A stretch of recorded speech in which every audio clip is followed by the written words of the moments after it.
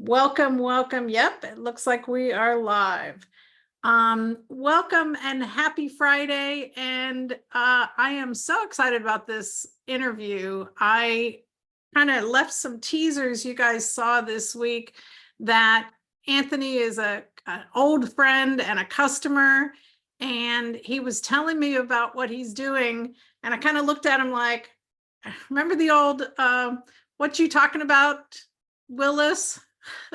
What was that old show? Yes, I know exactly what you're talking about. I cannot remember that. Can't Yeah, and remember it the was. name. What are you talking about, Willis? Yes, like What I you, can, what I you can talking picture about, it. Willis? Yeah, yeah. Exactly. And then it was like, wait a minute, this sounds too good to be true. You're freaking kidding me, right? And I think I used a different word than that, but and Anthony explained this tax credit and how there are 50 million people in the United States who are due almost $1 billion from the IRS. And of course, you said this the other day, when you owe the IRS money, they are all over you. But when they owe you money, it's crickets. So we're going to talk about what this credit is, what this is, who qualifies, how you qualify, some details about it, all that good stuff. So first of all, let me introduce Anthony Klein. And Anthony, we've known each other through Infusionsoft years ago. Yeah. And it's been fun. So welcome, welcome. Well, thank you very much, and yeah, and thank you for having me. Very, very glad to be here. Well, I'm all about taking moving people from frustration to freedom. And we do that with automation and AI and all the work that we do with our clients. But this is right now, the economy, people are totally frustrated, especially the people that were small business owners, gig workers, 1099s during COVID. They struggled and they're still trying to catch up, and the economy hasn't helped. So found money, whether it's $1,000 or 32,000, and you told me in couples it can be as much as $64,000. That's Yes. a huge relief for people. So I'm very excited about that. So tell us, first of all, how did you get involved with becoming a tax credit expert? Oh, great question. And Jamie, again, thank you for having me here. And like, this is super excited to be having this conversation with you. So it's a little bit of a storied past. It's kind of one of those things where way leads to way, or way leads on to way. And it's kind of funny. So prior to the SETC, was working with business colleagues, partners, and associates of mine. And we were working in small business finance, right? And had a lot of fun, had success there. But this little thing popped up, or we thought was a little thing popped up about 2 years ago, or a little bit more than 2 years ago. And it was something called the ERC, the Employee Retention Tax Credit, or the ERTC. And some of you who are listening and watching this live with us, you may have qualified for it, you may know what it is. But essentially what it is, and again, it stood for the Employee Retention Tax Credit. Long story short, it was a COVID-based relief program that Congress had put into play in the broader legislation called the CARES Act. And the CARES Act was released in March of 2020 by the Congress, and it was their response to COVID relief for a wide-ranging number of things, Jamie, from, like in that legislation, it housed the PPP, it housed the ERC, and so many other COVID-related benefits to businesses. Well, long story short, this little thing that we got exposed to, we ended up dipping our toes in, and then we jumped in with both feet, meaning we started helping businesses file for the ERC, because one of the things we noticed in the marketplace when we were looking around, Jamie, is there wasn't, there wasn't much information or help letting people know about this program. So long story short, we saw the need, And then it kind of became a little bit broader piece for us, like a mission, because just like the SETC, which we're going to talk about here in a second, is these, like these wonderful pieces of legislation that honestly the Congress and doesn't matter what side of the aisle you're on, they sometimes don't get things right. But like some of these programs are amazing. It's just that people don't know about them. And with the ravages of COVID, right, all the way from from the personal levels of being ravaged all the way to the businesses and everything in between, we ended up having a lot of success helping businesses in the ERC. And the reason I'm laying that context, Jamie, and really kind of that baseline, for you and your audience listening, is that that's what led us into the SETC, because it brought us into this world, right? And like, there's no designation for what I'm about to say, but we call it the specialty tax credit space, right? Where there are these bills that Congress actually, they're pretty amazing, to be honest with you, but they put them in all these different sorts of larger bills. Hidden. And to be yeah, and yeah, and they just get buried, Yeah. right? Or there's just not enough time for the professions or the communities that would traditionally serve the business owners, the self-employed, to get educated on it and then get their legs under them and actually help clients, because they kind of pop up and then they go away. So long story short, our experience and our success with ERC, we had helped our claimants, our clients, capture about 1.28 billion in refund Wow. with ERC. And so that being said, the SETC is for the self-employed, right? Now, long story short, just to make the kind of the distinction there, is the ERC was for businesses that had W-2 employees, right? So Right. one of the challenging things is that we had to tell so many self-employed folks. So I'm talking about 1099s, sole props, subcontractors, single member LLCs, gig workers, freelancers. We had to tell all those people, Jamie, hey, we love you. There's nothing here for you. Right. Well, we can't help you. And what's nice about this is when we finished up with the ERC, the SETC, or as it's more commonly, or not more commonly, but it's less common designation, it's called the FFCRA, which is the Family First Coronavirus Response Act. It's kind of a mouthful. But long story short, that bill is specifically designed exactly what you were talking about for those 1099 folks. So the cool thing now is that we get to have good news, going back to that community and saying, hey, listen, were you impacted by COVID? Were, did it affect you? Did you have to care for others? Did you have to, did you have school-age children, like dependent-age children at the time of 2020 and 2021, that were impacted by COVID and kept them out of school and all those sorts of things. So long story short, the beautiful thing about it is that now we can help that community. But to answer your question, that's kind of the long trail, what led us to the SETC. And that's what ultimately brought our conversation to a head when I was telling you about it. So Yeah. anyway. Yeah, absolutely. Cool. And I love that you were in the pool, you knew what was going on, you figured it out. And now, and of course I would expect this from you, now you're kind of the top of the industry. The people are coming to you and saying, hey, can you help us with this? So you're working with multiple different processors, multiple different people, and being able to bring the creme de la creme to the people you're working with. Yeah. Well, Jamie, thank you for being so, so kind in your compliments. I can't take any credit for it. We work with a huge, an amazing team. And what's amazing about it is that all of that knowledge, all of that experience that was gained in ERC, we've merely just brought that to bear here. And, what's kind of nice is, we had a measure of success in terms of helping people with ERC. What's nice now is that to your point, in the SETC space, people, meaning other processors, right? They have sought us out, and, we don't work with all of them.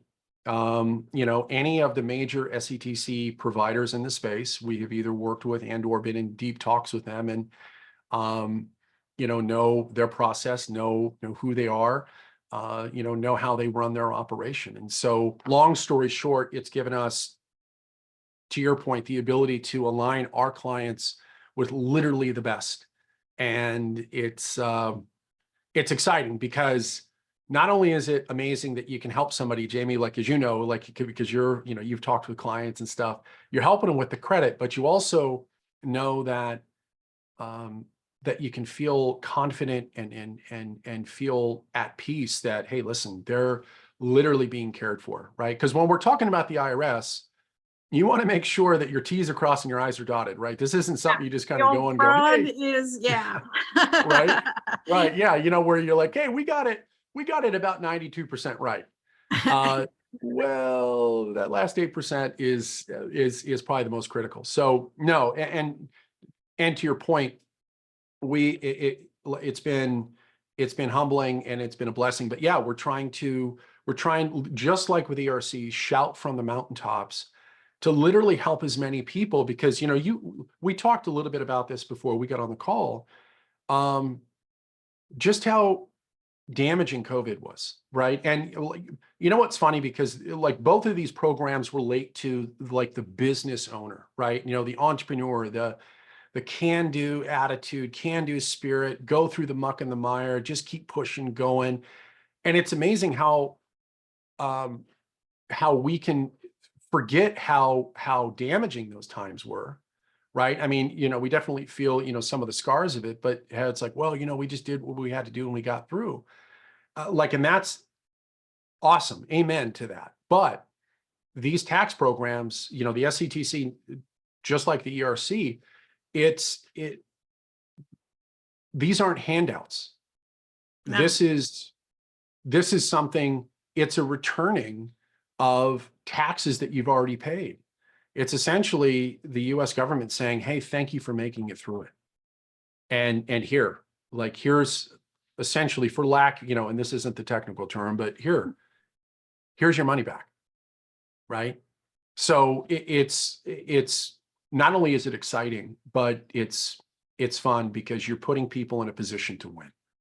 So, well, and that's a good point. It's a refund, meaning you paid in, we're giving you some back. Right. So it's not a grant, it's not a loan, it's not something you have to pay back. And clarify for me, it's tax-free?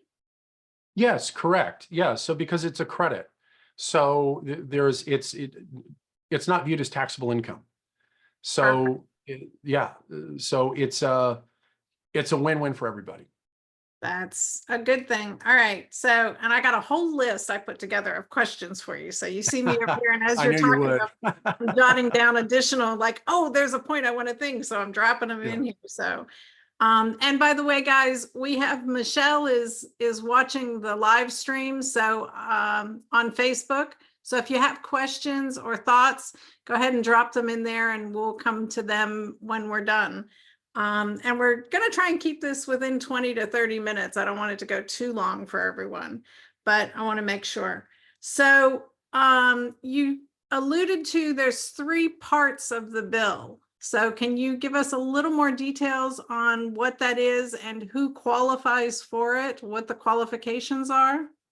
Yeah, great question. So how it's structured. So the SETC, so the self-employed tax credit, is designated for 1099 subcontractors, right? Or freelancers, gig workers, single member LLCs, folks that file taxes through a 1040. Okay.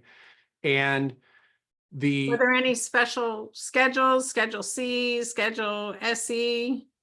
Great question. Yes. So where the credit is generated from, it's generated off of the Schedule SE. So SE stands for self-employed, okay? Or S is in Sam, E is in Edward. And essentially on that, on line 6 is going to be your taxable income. Okay, right? Like if you have a Schedule SE. And how the credit works, right? How they determine what the credit amount, right, is that they take that number on line 6 and they divide it by the number of working days, right? Now, this is deemed by the IRS. So the number of working days in a given year is 260. So they take that number, Jamie, so your taxable income, and then they divide it by 260. That gives you what's called your daily rate, okay? And then the daily rate is, and like this ties right in with the 3 areas, right? That, you know, how you would qualify for this. And you could think of this, the actual technical term for this is, and it's actually on a form called a 7202, okay? And it's actually called the credits for sick leave and family leave for certain self-employed individuals. And I had to look to my left because it's a long, I know the first part of it, but it's a long title. IRS makes But all kinds of long titles. right. They do. So it is, so essentially what this credit is, it is a paid sick leave, right? You know, for us 1099s who don't have an employer who would have granted that to you, or, you know, you would have been eligible for it. This is essentially the paid sick leave act or sick time off for the individuals, right? And it's based around COVID. So you take that daily rate, right? And then the 3 areas that somebody can qualify is, number 1 is for themselves. Okay. Now, and, you know, impacted by COVID means, you know, like, did you have symptoms of, were you hospitalized for, were you, you know, were you sick? Did you, you know, did you have to take time off for getting, you know, vaccines? It's a very broad description in terms of impact, right? And what this piece of legislation does, Jamie, is it gives the individual, the self-employed individual, the ability to take 10 days in 2020 and 10 days in 2021, right? If they were sick or they were symptoms, and again, like they were just impacted where they couldn't work in their business, right? So, and then that daily rate is times those number of days, okay? So that's the first way. The second way is if you were caring for a loved one that was, again, ravaged by COVID. They were, you know, sick, had symptoms of, they, you know, you just had to disrupt and change the way you normally operated, right? You know, in terms of having to care for this person. They'll give you 10 days there, right? So 10 days in 2020 and 10 days in 2021. Now, do I have to go back and get doctor's notes or proof of this? That's a great question. So we always advise our clients, anytime when you're applying for credits, documentation is great, right? And like if you have it, perfect, correlate it, bundle it together, and have it there. But the beautiful thing about this bill is that, you know, this is what they consider a good faith tax credit, meaning that the claimant, you know, does not have to attest to they're being impacted by COVID, meaning that they don't have to supply proof, right? What the IRS, and, you know, this is what we tell all of our clients, is you want to be honorable and truthful, obviously, right? Because you're filing for a credit, you know, so like above board, right? But in terms of the claimant having to substantiate, hey, listen, I was sick at 9:45 on Monday, October, you know, you don't have to have that. But if you do have that documentation, Jamie, amen, great, keep it. Perfect, right? But if you don't, right, just being honorable to actually what was the true impact, right? So, and that's a great question. Great question. And then the third is, did you have dependent age school children during 2020? And like, I'll talk about the timeframes too in 2020 and 2021 here in just a moment, but that were impacted by COVID as well. And one of the biggest pieces to this is, was their daycare disrupted? Was their schooling disrupted? Meaning, did they go remote? Did they, you know, did their educational process get completely uprooted because of COVID? Were schools shut down? All of those sorts of things.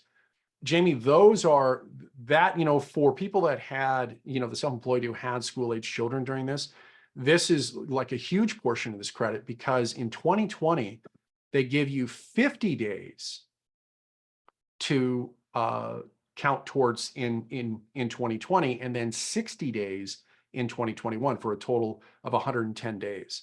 So it can be quite substantial if you had dependent age children who were impacted by COVID. And, one of the things, Jamie, just really quickly, I was talking about how, the entrepreneurial spirit, how we just kind of, push through and we do all these things.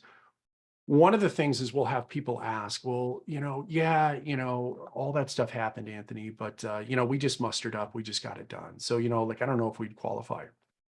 Per the letter of the law, right? And not our words, but like in the legislation, if you were impacted, your children had to go work remote, their schools were closed down, daycare was disrupted, all these sorts of things. Yeah. Those are triggers. Those are, those are qualifiers for qualifying. And so I just always like to bring that up, Jamie, because people will think, again, because their intentions and their hearts in the right place. It's like, well, Anthony, we just mustered through it. Like we just got it done. And it's like, amen that you did, but that doesn't negate, like that doesn't remove the fact that you qualify for the credit because you still went through the impact, right? So Exactly. Very cool. So, you saw me pull my phone up. I was picking out. yeah, So if I made $1 million in the year and I divide that by 260 days, they're going to give me, and we have 150 days you just talked about.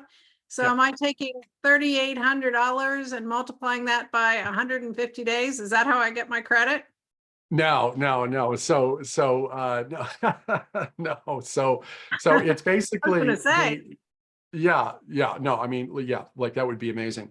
So it's the credit is limited, like it's capped at $511 a day, like for that daily rate. Okay. And So that's it's where the not this, 32,000 comes from.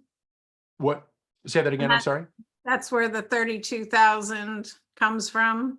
Correct. So that is if someone hits all of those qualifications, right? So it's actually 32,220. And then Jamie, you brought up at the beginning of the live stream, like if you have two self-employeds in the house, that, filed, jointly, it could be worth up to 64,440 potentially, right? Now, again, that's somebody that was impacted all the way through, they were impacted, their children were impacted, et cetera, right? And that's if they're maxing out. Excellent. All right. So we talked about who qualifies. We talked about it's tax-free, that we don't have to pay taxes on it. How long does it take to get the money? Is this I file today and I get it tomorrow? Great question. So, no, it's not. Of course not. It's the IRS. It's right.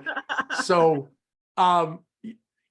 just like anything with the IRS in terms of, these specialty tax credits or, like doing, like amended returns, et cetera, there is there's a measure of time, with the ERC, we saw filing times, it could be as long as 9 months to 12 months. The beautiful thing about this is that that's not it. Typically when we first started processing SETC filings, Jamie, it was, roughly anywhere from 16 to 22 weeks. Roughly 4 months to 5 months, 5.5 months, et cetera. What we're starting to see is that some of those filings are getting done in as little as 12 weeks, or even now that we're out of the tax season, that it could be even sooner. But again, to your point, it's entirely dependent upon the IRS, meaning in terms of their filing their turn.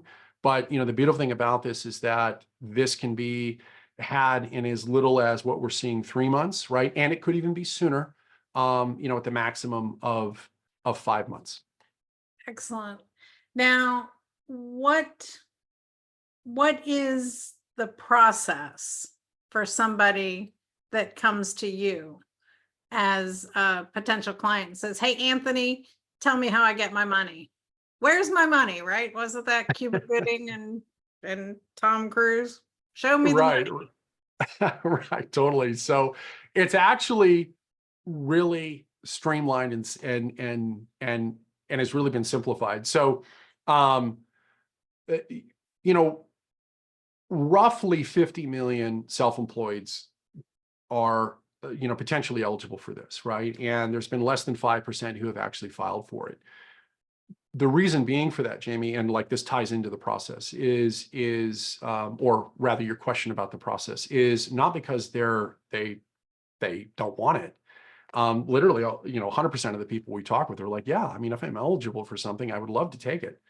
Is that they simply just don't know about it. And if they do know about it, the process of understanding how to fill out a 7202, 7202, or, where to even begin in terms of processing it is complicated. And also too, they've got, people that they know, love, and trust, primarily tax providers, CPAs, accountants, right? Who, some have a grasp on the program. Our experience is that many do not. And when I say that, I'm not saying that to cast stones. Like I just say that they're busy, right? This kind of goes back to what I was saying in the beginning about, that's what we found with ERC is like, Anthony, how do you expect me to keep up with thousands of pages of legislation and Yeah, it's like understand over these unique? 5,000 pages in the tax code, I understand.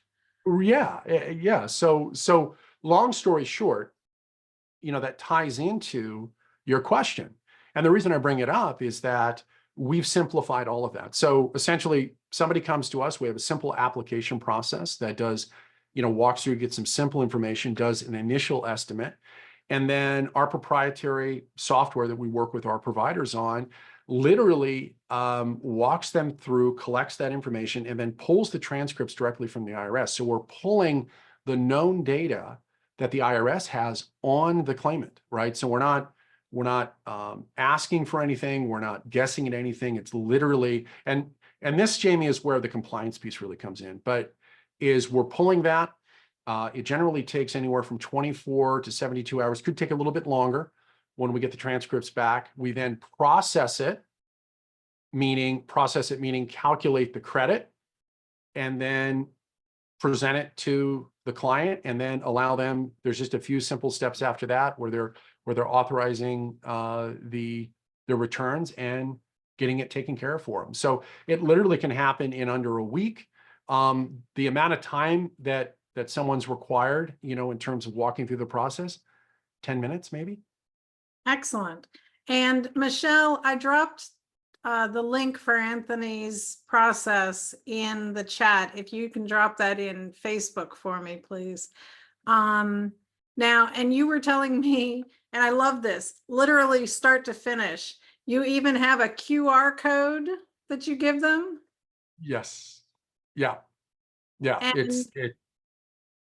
And when you take this QR code to the UPS store, they literally give you the envelope and the prepaid label and all of that. So all you do is wet sign, download, print the documents, wet sign them, and take them off to UPS. Yeah, it's literally all done for you. Like and exactly to your point, Jamie, the only thing that we need from you is to sign on the amended documents, and it's a wet signature. And yeah, you go to the UPS store, print the label, and send it off. Frustration to freedom, baby. I love it. All right. So the next question I have, most of us as gig workers, entrepreneurs, small businesses have IRS balances due. Yes. And you know what? How is this affected with that? Great question. This credit can be a godsend in a couple different ways. Is number one, I mean, obviously somebody getting the credit, but if you do owe, the beautiful thing about it is that this can be leveraged against that balance, right? So, we routinely, like, and I'll just use a simple example, but we routinely have people that where they owe, I'm thinking of one gentleman, a guy named Derek, owed, 31,000, qualified for the full boat because he had children, so, and when I say full boat, 32,220, or I should say the full credit, for he, and, he was just elated. Yeah. He's like, wait, so that wipes that out. Yeah. And it's like, yeah. Get the IRS off my back. Yeah. So it can be, for those that are dealing with IRS payment plans, or they owe back taxes, and they're, like, whether it's a large or small amount, this can be a great tool and a huge relief to help those folks, Jamie, handle those balances. Good. All right. Couple more quick questions and I want to get off the line here. So paperwork, what do I have to provide from my IRS taxes previously filed? Great question. So there's nothing that the individual would need to bring to the table because we pull the transcripts, right? So we would just need some initial information, name, all that sort of stuff, address, things like that. But in terms of just like any sort of tax documents, all that's handled on our end. Excellent.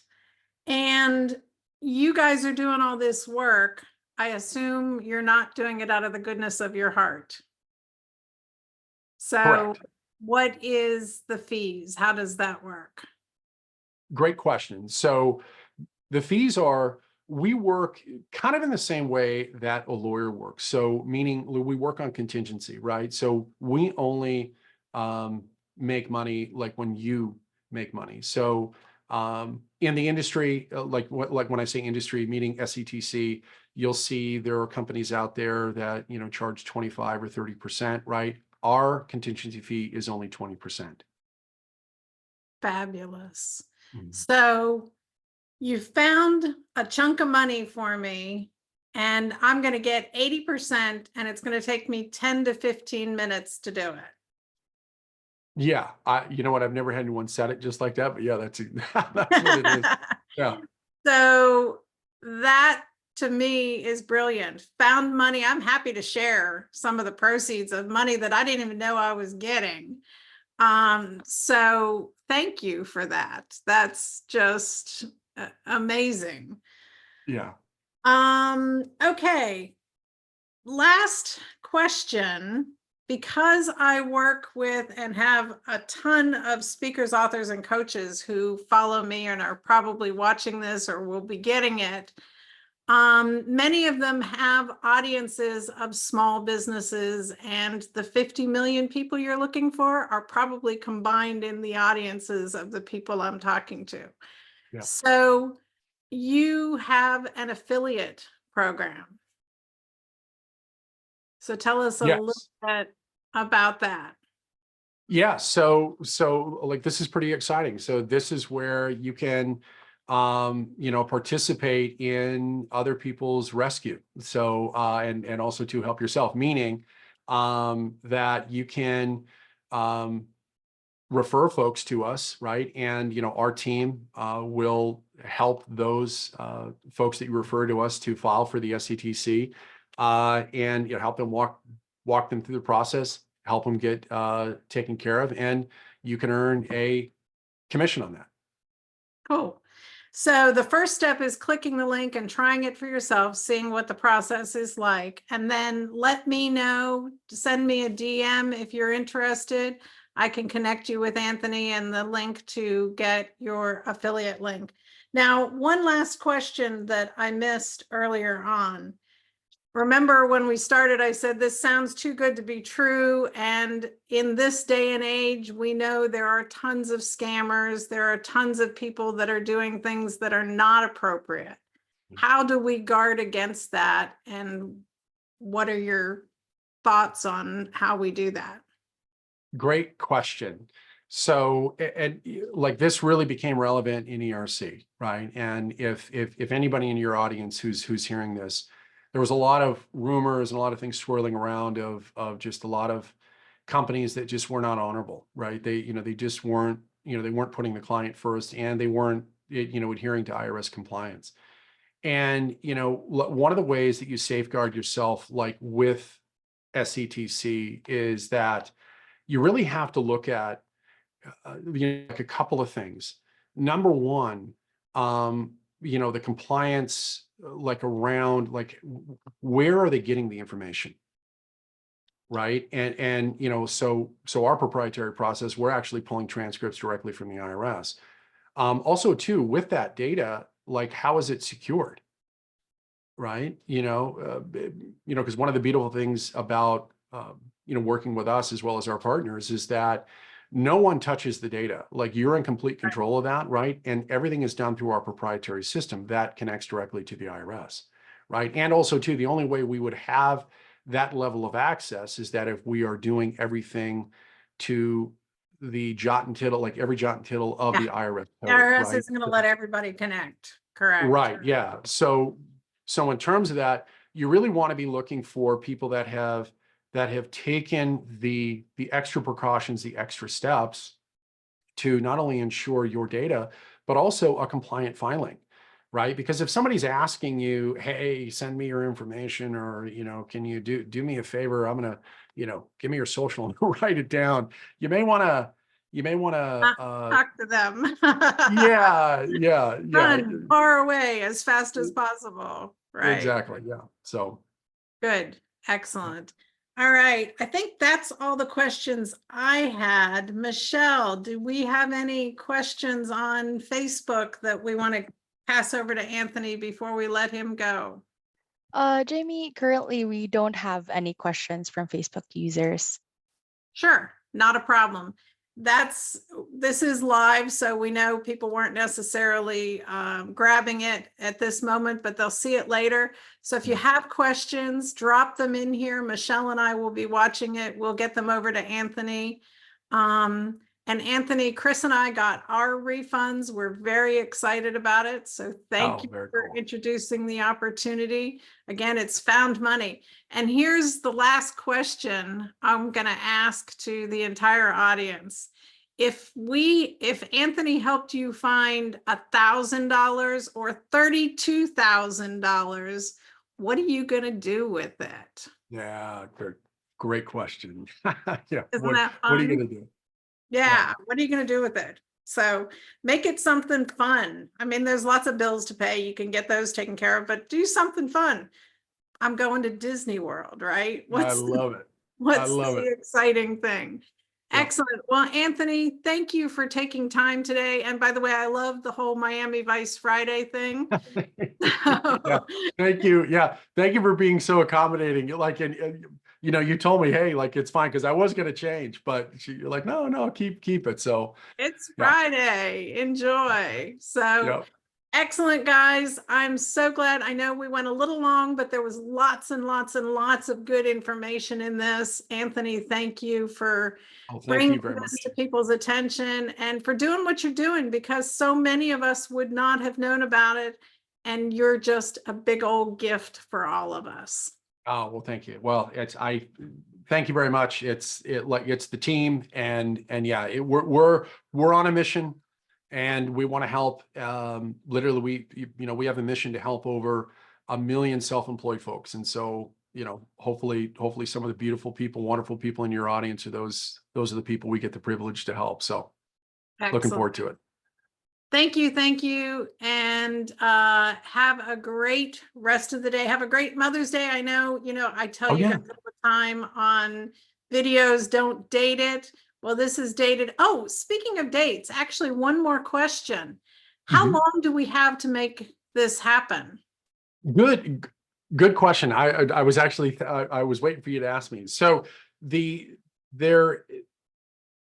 program is going to be ending at the end of tax season next year in 2025. Okay.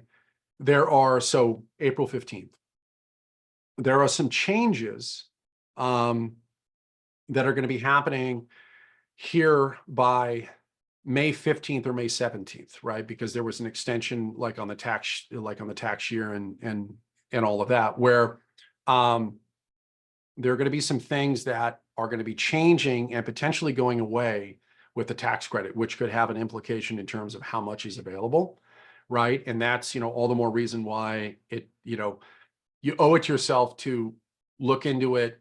Don't put any, don't waste any time. Allow our team, to help take a look at it, see what you qualify for, and, go from there. So, but yeah, so there are some key dates. There are some things that are coming up here relatively soon. And then, like I said, the program is going to be ending at the end of the tax season next year in 2025. Excellent. All right. Anything else I missed, Anthony? No, you, Jamie, as always, you are super thorough, and it's an absolute blast always talking with you. So thank you for having me here. It's an honor, and yeah, we're looking forward to seeing, you know, who we can help. Hey guys, click the link. It doesn't cost you anything to check it out. You'll see what your estimate is, and then figure out if you want to work with Anthony to make it to Disney World or vacation or whatever you've got going on. Thanks, guys. Awesome. Thanks, guys. Thanks, Jamie.